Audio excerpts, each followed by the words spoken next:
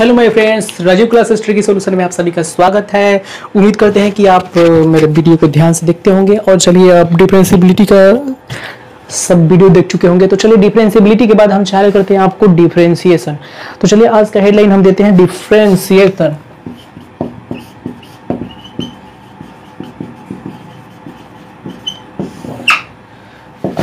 अवकलन। देखिए student, basically अवकलन है क्या। कोई भी चैप्टर चालू करने से पहले जरूर उसका इंट्रोडक्शन थोड़ा सा पढ़ लेना चाहिए, क्योंकि इंट्रोडक्शन वास्तव में होता क्या उसके बारे में थोड़ा जानकारी है। तो देखिए डिफरेंशिएशन अवकलन है क्या। अवकलन अवकलज ज्ञात करने की विधि है। अवकलज अवकलज इसको डेरिवेटिव बोला जाता है। डेरिवेटिव। देखिए स्टूडेंट, क्या है अवकलन वास्तव में है क्या। अवकलन अवकलज ज्ञात करने की विधि है। Differentiation is the way according to which we find out the derivative of a function. तो किसी फंक्शन के डेरिवेटिव ज्ञात करने की विधि को क्या बोलते हैं, अवकलन बोलते हैं। तो चलिए अवकलज क्या है। किसी फलन के अवकलज ज्ञात करेंगे तो उसे अवकलन कहेंगे। सिंपल बात है। चलिए तो अवकलज वास्तव में है क्या। तो चलिए अवकलज को समझने के लिए सबसे पहले देखिए f(x) = हम यहाँ पे एग्जांपल देते हैं 2x + 3। यहाँ पर ध्यान से देखिए f(x) = क्या है बोले तो 2x + 3 है। मैं आपसे पूछूं कि इसमें 2x + 3 क्या है इस फंक्शन का, तो बोलेंगे आउटपुट है। इस फंक्शन का आउटपुट है। और यहाँ पर x क्या है बोलिए तो इनपुट है। x इनपुट है और 2x + 3 क्या है बोलिए तो आउटपुट है।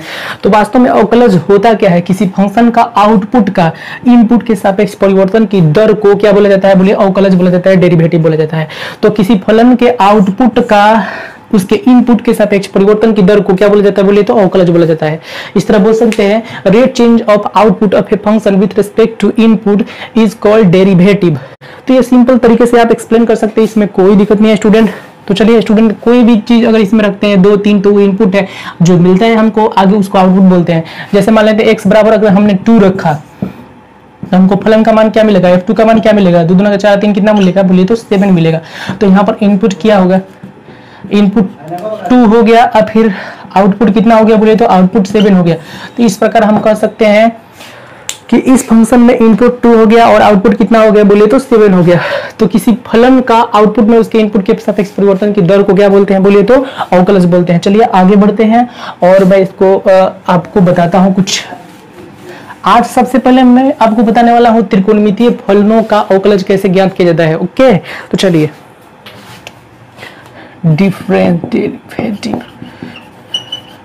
Derivative of trigonometric function. देखिए स्टूडेंट, आज बताना डेरिवेटिव ऑफ ट्रिगोनोमेट्रिक फंक्शन मतलब क्या होता है।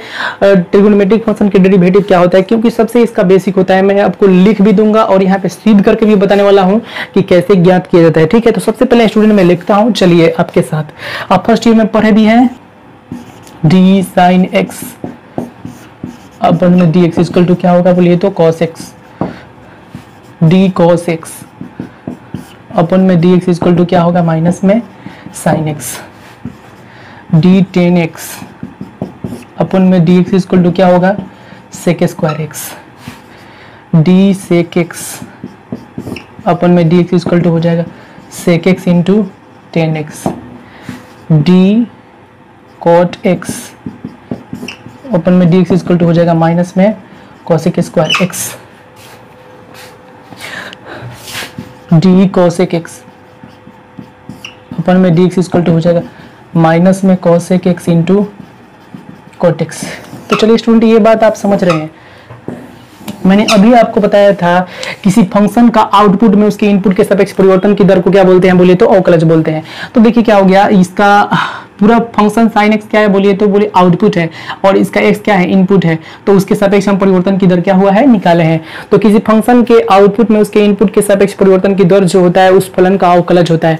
तो मैं आपसे पूछूंगा sin x का अवकलज क्या होता है, तो क्या बोलिएगा cos x है। cos x का क्या होता है माइनस में sin x है। tan x का क्या होता है sec² x होता है। sec x का sec x × क्या होता है बोलिए तो tan x होता है। cot x का माइनस में cosec² x होता है और cosec x का क्या होता है माइनस में cosec x × cot x। मैं आपको ये बताने वाला हूँ प्रारंभिक विधि से कि वास्तव में होता कैसे है और ये आया कैसे, क्योंकि कभी कभी प्रारंभिक विधि से भी पूछता है कि कैसे हो गया। तो सबसे पहले स्टूडेंट उम्मीद करते हैं हम आपसे और आपसे रिक्वेस्ट करते हैं कि इसको फ्रीक्वेंटली याद कीजिए। ऐसे कि कोई पूछे साइन जैसे cos बोल दीजिए, cos का बोल दीजिए, माइनस sin x बोल दीजिए। तो उम्मीद करते हैं कि ये आप नोट कर लीजिएगा। तो चलिए सबसे पहले किसी फंक्शन में परिवर्तन की दर ज्ञात करने का जो बेसिक फॉर्मूला क्या है मैंने प्रीवियस वीडियो में बताया था, लेकिन जो वीडियो यहाँ से देखना शुरू कर रहे हैं उनके लिए मैं दिक्कत और प्रॉब्लम ना हो तो मैं बता रहा हूँ। तो ध्यान दीजिएगा स्टूडेंट, देखिए डिफरेंशिएशन जो ज्ञात करने का, अवकलज ज्ञात करने का जो प्रोसेस है उसका बेसिक जो होता है वो मैं ज्ञात कर रहा हूँ, ठीक है। यहाँ पर देखिए सपोज करता हूँ कि F X Y equal to क्या है, एफ एक्स एक फंक्शन है, y में डेल्टा y क्या होता है, परिवर्तन होता है, तो ये x में भी क्या होगा बोलिए तो डेल्टा x परिवर्तन होगा। इक्वेशन नंबर क्या हो गया, 2 हो गया। क्योंकि अवकलज का हम मूल डेफिनेशन निकाल रहे हैं कि अवकलज में हमको यही पढ़ना होता है इनपुट के सापेक्ष आउटपुट में परिवर्तन की दर। तो कैसे उसका बेसिक फॉर्मूला क्या होता है, कैसे साइन का कॉस होगा, मैं तो कैसे लिख दिया साइन का कॉस 10 का सेक स्क्वायर एक्स, कैसे जल्दी लिख दिया, हमको इसी तरह थोड़ी लिखना है, हमको सीध करके लिखना है, सबको बताना है। अगर कोई फर्स्ट ईयर में नहीं पढ़ा है तो यहाँ से शुरू कर सकता है, ठीक है। तो चलिए हमको y में परिवर्तन की दर निकालना है, तो हम क्या लिख देंगे बोलिए तो from 2 - 1 y plus delta y हो गया, उसमें से 1 घटा देंगे तो हम y से y कैंसिल होगा, डेल्टा y आ जाएगा, हमको f x plus delta x, फिर माइनस में क्या हो जाएगा बोलिए तो एफ एक्स हो जाएगा। तो चलिए हम यहाँ पर y से y कैंसिल करते हैं, डेल्टा y इक्वल टू कितना हो जाएगा, F X plus delta x, minus में क्या हो गया, एफ एक्स हो गया। चलिए ठीक है, अब डेल्टा y है, डेल्टा x के सापेक्ष परिवर्तन की दर हम निकालते हैं, तो एफ एक्स प्लस कितना हो जाएगा बोलिए तो डेल्टा x हो जाएगा, फिर माइनस में एफ एक्स हो जाएगा, फिर यहाँ पर कितना हो जाएगा बोलिए तो डेल्टा x, क्योंकि डेल्टा x से दोनों तरफ क्या कर दिए हैं, भाग दिए हैं। आपको समझ में ये बात आ रहा होगा।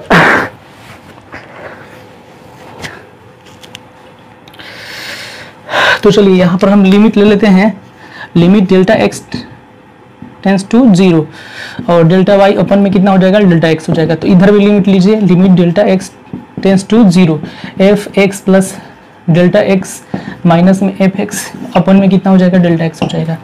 चलिए डेल्टा एक्स बटा डेल्टा वाई बटा delta X, limit delta X tends to 0। तो देखिए ऐसी स्थिति में इंस्टेंटेनियस परिवर्तन आ जाता है फंक्शन में वाई का एक्स के सापेक्ष, क्योंकि ये डेल्टा एक्स टेंस टू 0 एकदम जब समय बहुत कम हो तो dy बाई डी एक्स इसको लिखते हैं, क्षणिक परिवर्तन dy बाई डी एक्स से हमको क्या होता है, मिलता है, ठीक है। तो limit delta X tends to क्या हो गया 0, एफ क्या हो गया x प्लस में डेल्टा एक्स, माइनस में क्या हो गया एफ एक्स हो गया, फिर बटा में क्या हो गया डेल्टा एक्स हो गया। देखिए किताब में यही फॉर्मूला होता है, लेकिन किताब में क्या करता है, डेल्टा एक्स को सपोज कर लेता है h, तो अब उसी फॉर्मूला को क्या लिखेंगे, dy by D X equals to limit h tends to 0 F X plus delta X के स्थान पे क्या लिखेंगे h, फिर माइनस में क्या हो जाएगा एफ एक्स हो जाएगा, फिर बट्टा में कितना हो जाएगा बोलिए तो डेल्टा एक्स के स्थान पे h। तो ये इसका बेसिक फॉर्मूला है, आपको ये अच्छी तरह से क्या होना चाहिए, याद होना चाहिए। हम यहाँ पर क्यों बता रहे हैं, फर्स्ट ईयर में इसको पढ़ना है। बहुत सारे स्टूडेंट नहीं पढ़ पाते हैं कि फर्स्ट ईयर में सिलेबस भी खत्म नहीं हो पाता है तो नहीं पढ़ पाते, मैंने तो पढ़ा दिया था, लेकिन मैं फिर यहाँ से बता रहा हूँ क्योंकि कभी कभी परीक्षाएं पूछता है कि प्रारंभिक विधि से अवकलज ज्ञात कीजिए, तो वहाँ पर ये फॉर्मूला आपको याद होना चाहिए। अगर नहीं याद होगा तो फिर पूरा पढ़ा लिखा बेकार हो जाएगा, ठीक है।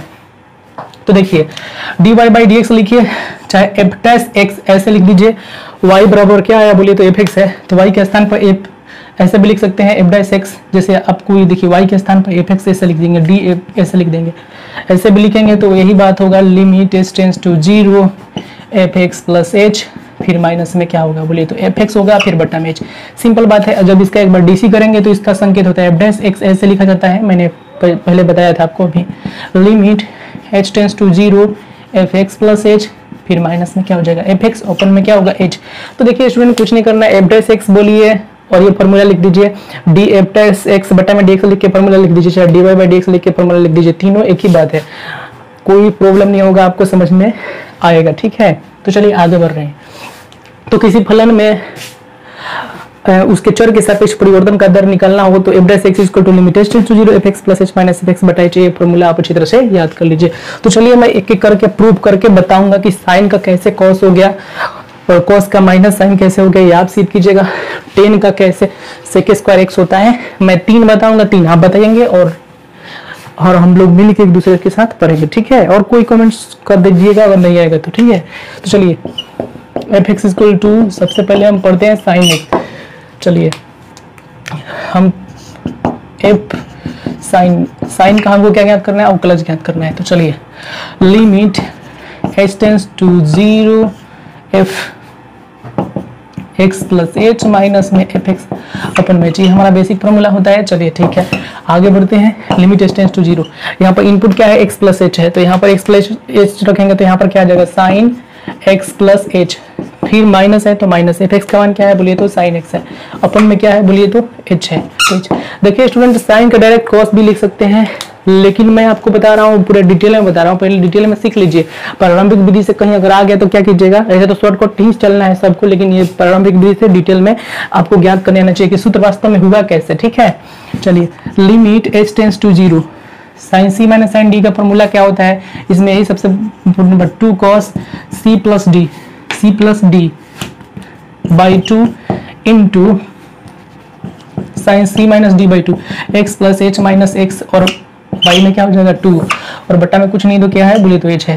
तो यहाँ पर देखिए स्टूडेंट, एक्स एक्स क्या हो जाएगा बोलिए तो कैंसिल हो जाएगा, तो लिमिट एच टेंड्स टू क्या हो गया बोलिए तो 0, 2 cos x x 2 X plus में एच, और बट्टा में 2 हो गया साइन एच बाई 2, और यहाँ पर देखिए एच है, बट्टा में 2 करके इसे 2 आराम से कर सकते हैं, 2 से 2 फिर क्या हो जाएगा कैंसिल हो जाएगा। चलिए अब मान इसका रखिए सिंपल तरीके से, एच का मान रख दीजिए 2 cos एच का मान 0, 2x by 2, 2x by 2, limit theta tends to 0, sine theta by theta का मान 1 आएगा, तो 1 होगा, बट्टा में कितना है 2 होगा, तो 2 से 2 क्या हो कट जाएगा, इससे 1 कट जाएगा, तो आंसर कितना आया बोलिए तो cos x आया। तो यही बात मैंने लिखा था आपको, इसका डीसी हमने किया था। ठीक है, एफ डैश साइन एक्स, देखिए यहाँ पर ये बात है जो एफ डैश साइन एक्स आया क्या, यहाँ पर देखिए तो cos x आया, चाहे आप ऐसे भी लिख सकते हैं डी साइन एक्स और अपन में D X equal to cos x। तो आपसे यही पूछा जाएगा साइन का अवकलज क्या होता है, cos x होता है, साइन का डिफरेंशियल कोफिशिएंट क्या होता है, cos x होता है, और साइन का डिफरेंशियल कोफिशिएंट वही बात cos x होता है, उसको शॉर्टकट में हम बोलेंगे डीसी, डिफरेंशियल कोफिशिएंट। ठीक है, तो उम्मीद करते हैं ये बात आपको अच्छी तरह समझ में आ रही होगी। चलिए तो cos में आपके लिए छोड़ता हूँ कि cos से आप सिद्ध कर लीजिएगा, इसके बाद मैं tan का बता रहा हूँ।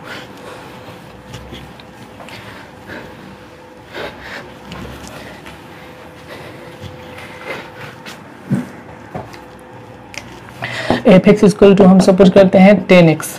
चलिए F dash tan x, tan का हमको डीसी ज्ञात करना है। ठीक है, डिफरेंशियल कोफिशिएंट और कलज ज्ञात करना है, अवकल गुणांक ज्ञात करना है। तो लिमिट एच टेंड्स टू क्या हो जाएगा 0, सबसे पहले basic formula F X plus H minus F x और बटा में एच।